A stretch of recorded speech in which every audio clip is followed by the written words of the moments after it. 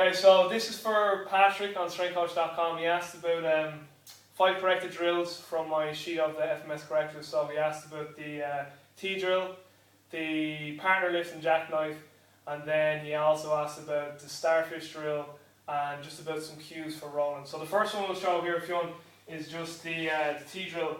So this is basically a shoulder stability drill for the functional movement screen, for the shoulder mobility.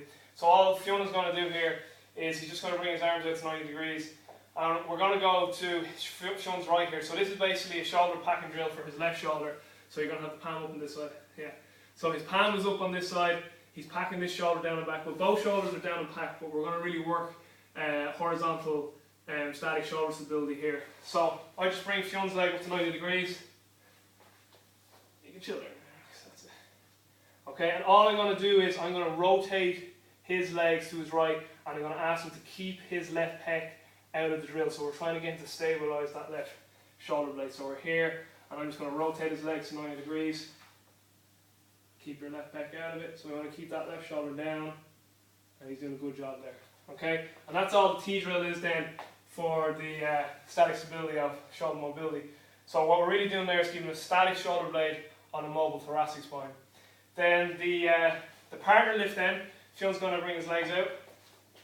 Okay, and basically what we're looking for is good neck posture, so packed neck, good breadth to the diaphragm, and obviously we want packed shoulders on both shoulders here. So what I was telling Fionn now needing to do is to even, create some irradiation in this free arm, so we've no energy leak. So he's keeping this shoulder down and packed, but what we're really working on is this shoulder here. What we don't want to see is a disconnect here, so he's just going to do a bad one here. So if I lift, just like a shoulder, just go, and this happens. So we don't want to disconnect. So what Fionn's going to do is he's going to get into a good centrated position with spine and neck, legs straight. You can come all the way down. That's it. Okay, you go all the way. There you go, there you go. You get a grip. So he's going to pack. He's going to breathe in, crush my hand, crush my arm, and then up we go. And he stays one piece. Good job. And again, just for me as a practitioner or coach, I want a good hip hinge and deadlift pattern. Make sure you're not doing any damage to yourself. But that basically is the partner lift. An easier version of that for both you and the person. Say if you're with a weaker client, maybe like an older client or a female client, so just maybe move up a little bit, just give your legs a little more room. This is the jackknife, okay? Same sort of drill again. This time though, we're just breaking at the hips. So it's a bit like an assisted straight leg sit-up, but it's all the same rules again. This arm is tight, irradiation, everything's centered and packed. Chin is in, neck is packed. He's going to take his breath, pack his shoulder, crush my arm. Perfect position, alright? Okay? Then the last thing I'm going to show him, and I'll do a separate video for a star drill or for a starfish drill. Okay, just move a tiny bit.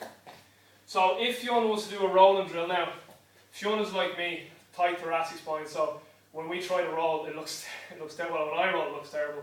But just for the demonstration, I'm going to use Fionn for this one. But just so we're clear, never bring rolling to a mobility issue. If you have mobility issues, you need to clear those up before you ever go near rolling. Rolling is a stability fix.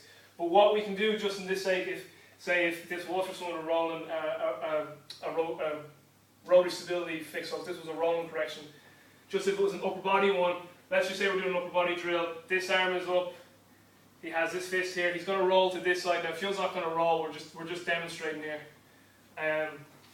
Just actually move down a bit because your head's out of shot there now.